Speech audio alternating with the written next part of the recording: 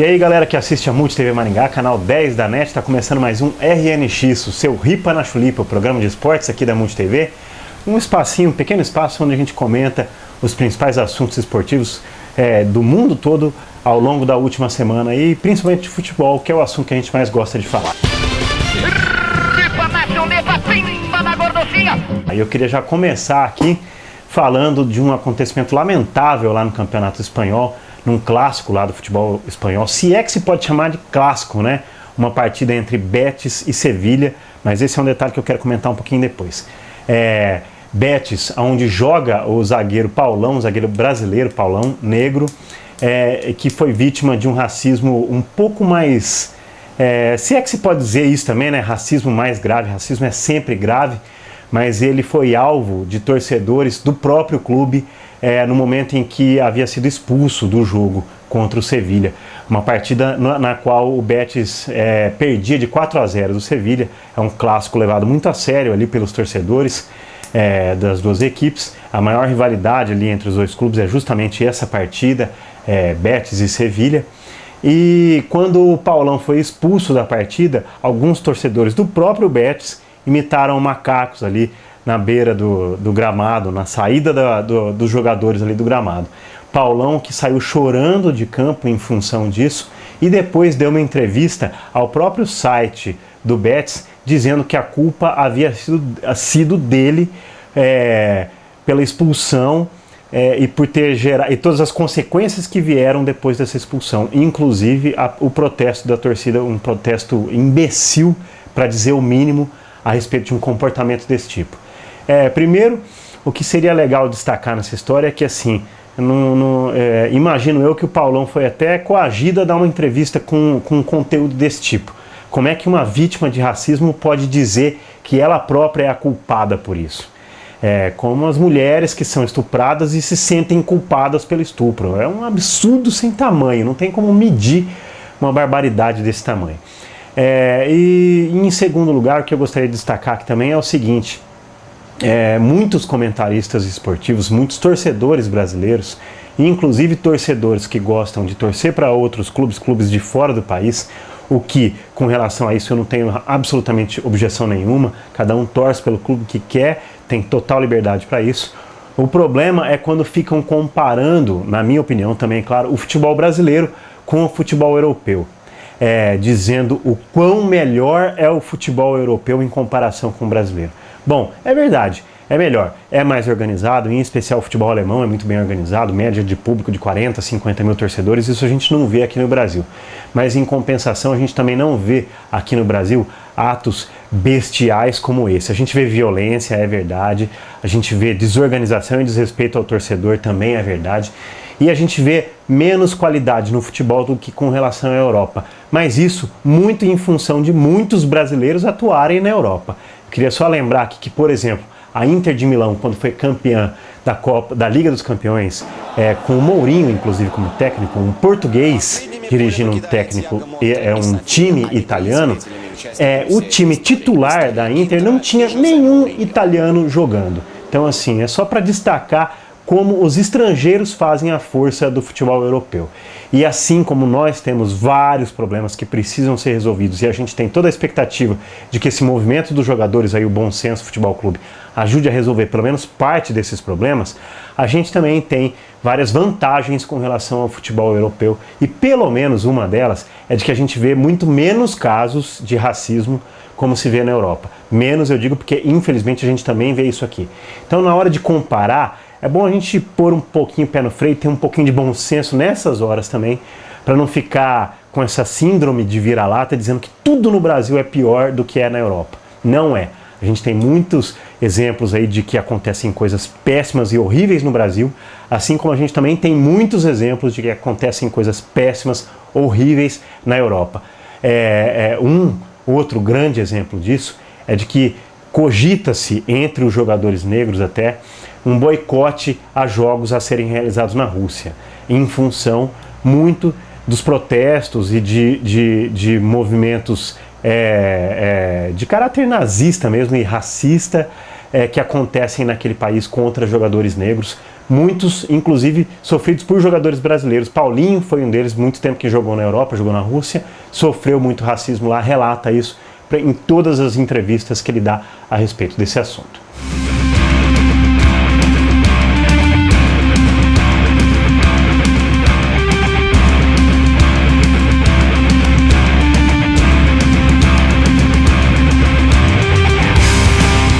Voltando a falar agora de futebol brasileiro especificamente, eu queria só destacar a possibilidade cada vez mais concreta da saída do Luiz Fabiano de São Paulo. Luiz Fabiano, que começou, foi revelado para o futebol jogando pela Ponte Preta, adversária de São Paulo, inclusive na semifinal da Sul-Americana, jogo que deveria ser disputado essa noite dessa quarta-feira, nesse dia que a gente está gravando aqui, o RNX, e depois foi jogar na Suíça, voltou e explodiu para o futebol no São Paulo. Agora está lá super magoadinho, super triste, porque está na reserva do Aloysio, um jogador que, convenhamos, é muito inferior tecnicamente ao Luiz Fabiano, só que está jogando muito mais, fazendo muito mais gols do que o Luiz Fabiano, e no mínimo o que se pode dizer é que mostra muito mais vontade dentro de campo do que o Luiz Fabiano. E agora o que se ouve no São Paulo é o tempo inteiro Luiz Fabiano lamentando da sua situação, falando que está na pior fase da carreira, falando que queria se aposentar depois da expulsão da Sul-Americana no ano passado, falando que perdeu o músculo e que por isso não consegue mais correr do jeito que corria antes. Enfim, o que a gente ouve é só o Luiz Fabiano reclamar. Todo mundo é obrigado a reconhecer toda a qualidade técnica do centroavante do São Paulo, que hoje está na reserva, mas ao mesmo tempo ele próprio é obrigado a reconhecer que está jogando sem absolutamente vontade nenhuma. E se é assim, é melhor que saia mesmo, porque afinal de contas, assim como a gente viu o exemplo do Pato no Corinthians, que estava mostrando nem toda uma boa vontade assim para jogar, e a gente viu isso como o maior exemplo na disputa de uma vaga na Copa do Brasil, para avançar de fase na Copa do Brasil contra o Grêmio, aquele pênalti displicente que ele bateu. Um jogador de 40 milhões de reais bateu um pênalti daquele tipo. Quer dizer, a mesma coisa acontece agora com o Luiz Fabiano, mostrando absolutamente vontade nenhuma de voltar a jogar bem no São Paulo, ganhando 500 mil reais por mês. O que a gente considera um absurdo total, porque assim, os jogadores discutem que estão ganhando pouco, a gente ouve técnicos discutindo que estão ganhando pouco, sem levar em conta qual é a realidade, qual é o contexto brasileiro, né? Como é que um técnico, por exemplo, pode reclamar que ganha pouco quando está ganhando 200 mil reais por mês? Seria bom que eles convivessem um pouco mais com a nossa realidade aqui, né? Para eles saberem o que é realmente ganhar pouco, né? Mas enfim, tudo isso indica que a saída do Luiz Fabiano do São Paulo está cada vez mais próxima, e indica também, ao mesmo tempo, que São Paulo não deve recuperar nem um quarto do investimento que fez no Luiz Fabiano, porque hoje a avaliação que se faz do jogador é que ele deve estar valendo no máximo aí uns 6 milhões de reais.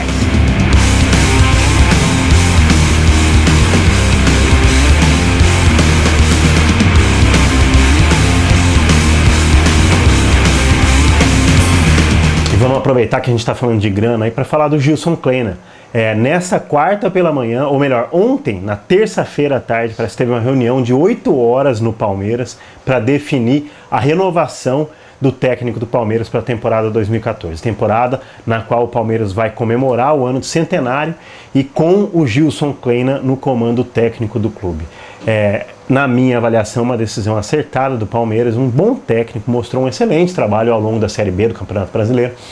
E existia uma expectativa, né, entre alguns dirigentes do Palmeiras, de que o clube conseguisse contratar um grande figurão aí entre os técnicos brasileiros, para que essa contratação gerasse impacto entre os torcedores, gerasse um mercado publicitário maior para o Palmeiras, justamente no ano do seu centenário. Agora, a que custo isso iria ser feito, né? A gente lembra, por exemplo, que o Felipão, que foi um dos técnicos, ou melhor, o técnico, uma das pessoas apontadas como responsáveis pela queda do Palmeiras ao final de 2012, ganhava 700 mil reais por mês no Palmeiras. Para quê? Para rebaixar o clube? Isso está acontecendo o inverso agora, né? O Gilson Kleina teve o seu contrato renovado, ganhava 300 mil reais por mês, teve o salário reduzido para 200 mil reais, mas a diretoria do Palmeiras chegou a oferecer 150 mil, mais bônus por eventuais conquistas aí, e nessas condições, esse primeiro acordo que foi sugerido pelo Gilson Kleina, ele não iria aceitar. dizendo que o salário seria muito baixo, enfim, que seria uma desvalorização, um passo para trás na carreira dele. O que até faz um certo sentido se a gente levar em conta que um técnico, como qualquer outro trabalhador, não pode realmente aceitar a redução de salário. O que fica um pouco estranho aí é uma pessoa reclamar que ganha pouco quando ganha, na verdade, 150 mil reais por mês, né? Isso considerando um salário baixo de técnico no Brasil. Enfim, o contrato foi renovado por 200 mil reais por mês e Gilson Kleina segue como técnico do Palmeiras em 2014. Vamos encerrar aí voltando os olhos mais uma vez para o futebol europeu. Tá para sair aí para breve a premiação de melhor jogador do mundo. E um anúncio que foi feito essa semana pelo Stoichkov, quem vai se lembrar do Stoichkov, foi quem acompanhou o Barcelona no começo da década de 90. Barcelona que perdeu do São Paulo, inclusive no Mundial de Clubes de 92, São Paulo do Raí. Stoichkov era o centroavante do Barcelona, um dos melhores centroavantes do mundo naquela época ali, centroavante da Bulgária, da seleção búlgara também. Ele próprio disse no começo dessa semana que o prêmio Bola de Ouro, organizado pela revista France Football em conjunto com a FIFA, está arranjado para o meia francês Franck Ribéry, o Quasimodo do futebol europeu. Eu duvido sinceramente que alguém tenha coragem... Bom, que alguém tenha coragem de votar nele não, porque muita gente deve votar, porque afinal de contas é um excepcional jogador, é um craque.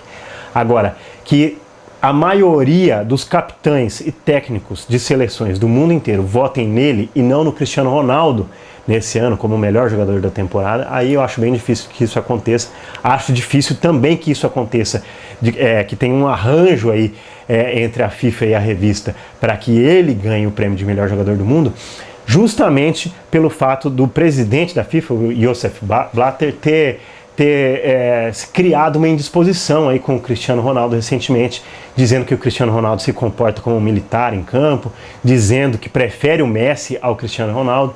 Isso criou um grande mal-estar entre a FIFA e o Real Madrid, e a FIFA e a Federação Portuguesa de Futebol. E justamente para aliviar esse peso, eu duvido que a FIFA arranjaria um resultado em favor do Ribéry, em detrimento do Cristiano Ronaldo, que está jogando muito realmente, tem uma média superior a um gol por jogo nessa temporada, e a gente viu o que ele fez na repescagem da Copa, inclusive enfrentando a Suécia do Ibrahimovic. Cristiano Ronaldo decidiu esse jogo e o Ibrahimovic não fez absolutamente nada. Então, assim, para mim é barbada. Cristiano Ronaldo, melhor jogador da temporada 2013 para a FIFA e para a revista France Football. Preciso Cristiano Ronaldo, cara a cara, olha o gol, Ronaldo, bateu, gol!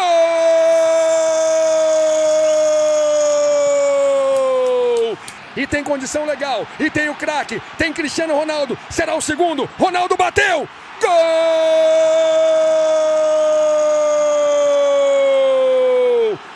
Lá vem ele, lá vem Cristiano Ronaldo, gol!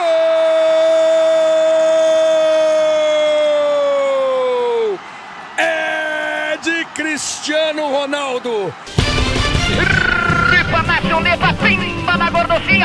Bom, é isso aí, galera. O RNX vai ficando por aqui. Queria reforçar mais uma vez o pedido de participação aqui pelo Twitter, o RNX MultiTV. Fica à vontade, manda a sua tweetada, manda a sua cornetada, a gente vai ler tudo aqui. Queria mandar um abraço para todo o pessoal que tem mandado uns tweets aí. Mandar um abraço para os nossos 15 telespectadores também aqui do RNX. Um beijão para todo mundo aí, vamos aí continuando na escalada do Ibope aí rumo à liderança, e a gente fica para a semana que vem, para a próxima gravação. Um abraço para todo mundo, até lá.